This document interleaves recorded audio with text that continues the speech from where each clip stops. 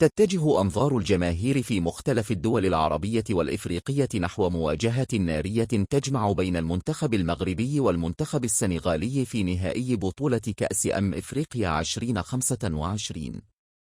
المباراة ستلعب يوم الأحد الموافق 18 من شهر يناير من سنة 26، وذلك على أرضية ملعب الأمير مولاي عبد الله في مدينة الرباط، في أجواء منتظرة وحماسية للغاية.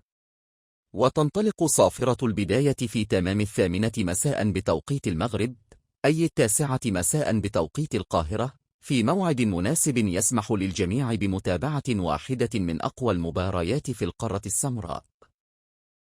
ويطمح المنتخب المغربي إلى تحقيق اللقب القاري بعد مشوار قوي قدمه طوال البطولة، بينما يدخل المنتخب السنغالي المباراة بطموح الحفاظ على مكانته كأحد أقوى المنتخبات الإفريقية.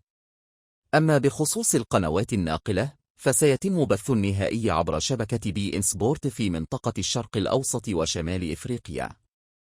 ومن المنتظر أن تشهد المباراة متابعة جماهيرية كبيرة، سواء داخل الملعب أو خلف الشاشات، نظرا لقيمة المنتخبين وما قدماه من مستويات كبيرة خلال البطولة.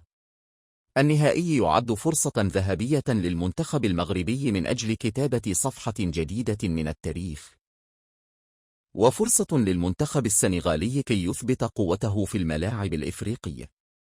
وبين طموح المغرب ورغبة السنغال، ينتظر عشاق كرة القدم مواجهة مثيرة ستحدد هوية بطل إفريقيا الجديد في ختام نسخة استثنائية من البطولة.